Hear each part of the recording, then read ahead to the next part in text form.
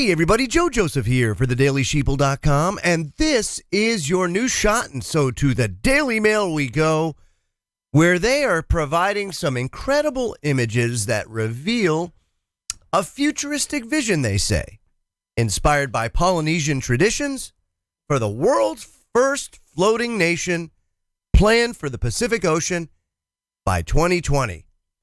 And do you know who's bankrolling this brand new independent floating island nation?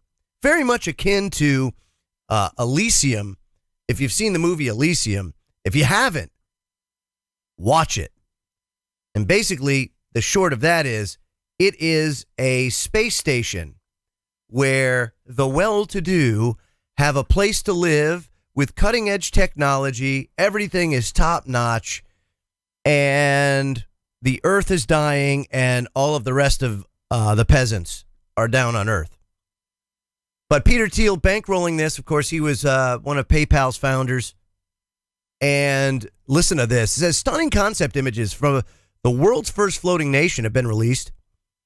And the plans will see the sea-bound city-state complete with a handful of hotels, homes, offices, restaurants, and more, built in the Pacific Ocean off the island of Tahiti in 2020.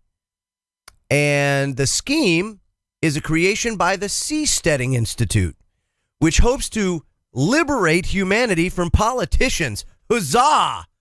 You know, we tried to do this, we tried to do this back in the 1800s here in the United States with the original 13th Amendment.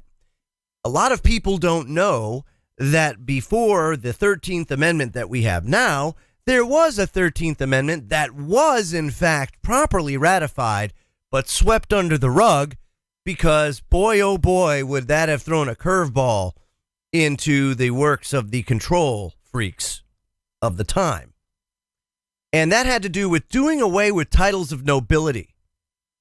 And if you did that, you got away with the law. You got rid of the lawyers, got rid of the titles of nobility, redefine what a politician is. Man, life would be so much different here in the United States.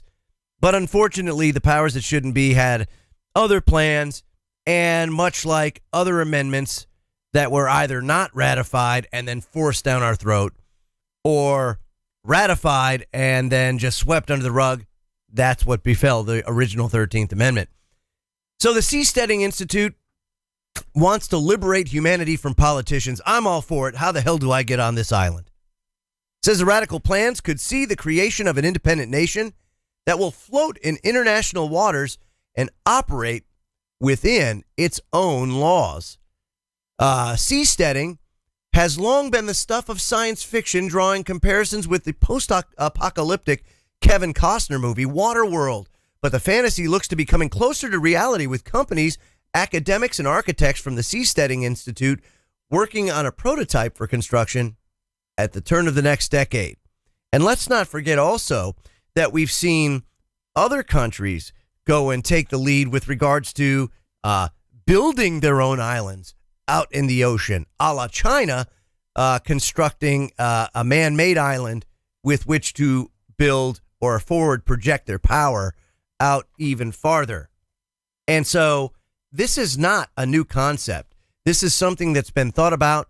And of course, you know, we see other movements, the Asgardia movement. Asgardia, of course, being a space station that many people have signed up for to become citizens of Asgardia. Asgardia being a orbiting city, if you will. Thinking that making it, you know, here on planet Earth in the ocean, probably not as cost prohibitive as Asgardia, but similar concepts. I would love to see this project be successful because, boy, that's all they need is to get one of these to go and be successful. And the next thing you know, you're going to have more people trying to bust down and come up with new and innovative ways to skirt international law and, the laws of their respective countries. I mean, this is absolutely phenomenal. And again, as much as it's Say what you will about Peter Thiel. There's a lot of good things that this guy's done. There's a lot of bad things that he's done. But certainly, this is a step in the right direction, because if it just gets people to think, man, we're not so boxed in. We're not confined to the country where we absolutely hate and that there's no escape. And I mean, come on, folks. A lot of people, most of you now understand that the United States is not what it advertises to be. The United States is not what I signed on the dotted line to sacrifice 6 years of my life for. I did not go over to the Persian Gulf to defend freedom and democracy. That's not what I was doing. And unfortunately, at the young age that a lot of people are when they sign up for the military, they don't understand because they're too young to understand. And most parents don't understand. So this is a very interesting project that's being undertaken.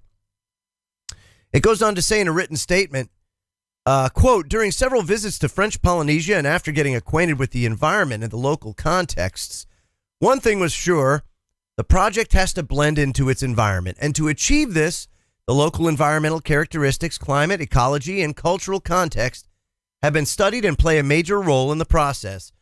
They say, the project, however, doesn't only want to not hurt the existing environment. The vision of the Blue Frontiers is to facilitate the development of more conscientious and balanced settlements at sea where humans can peacefully coexist with the environment and with each other. And interestingly enough, because they're keeping this relatively small, and I've highlighted this a lot, a community concept works in a micro scenario, or in an area where the population doesn't get too big, where accountability can exist from the top all the way down to the bottom.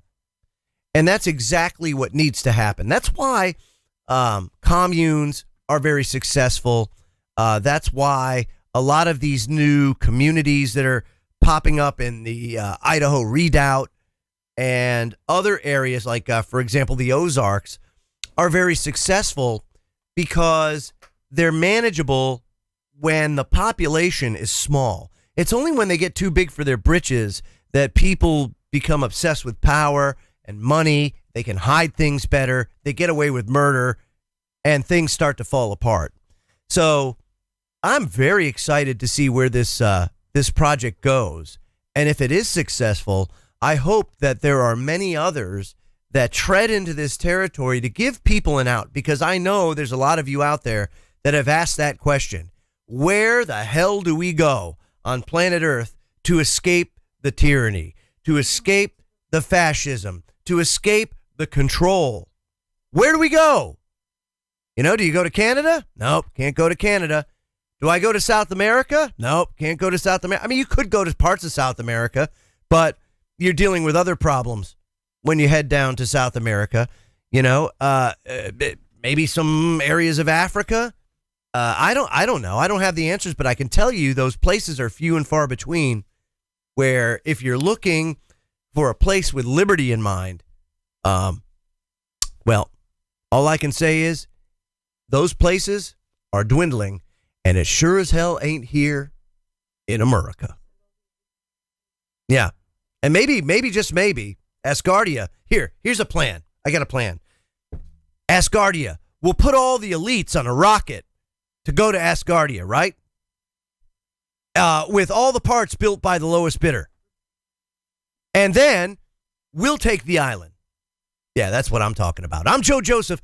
This was thedailysheeple.com's News Shot. Feel free to comment below and visit our website at thedailysheeple.com. Hashtag wake the flock up. Don't forget to like this video and subscribe to this channel. Have a great day, everybody.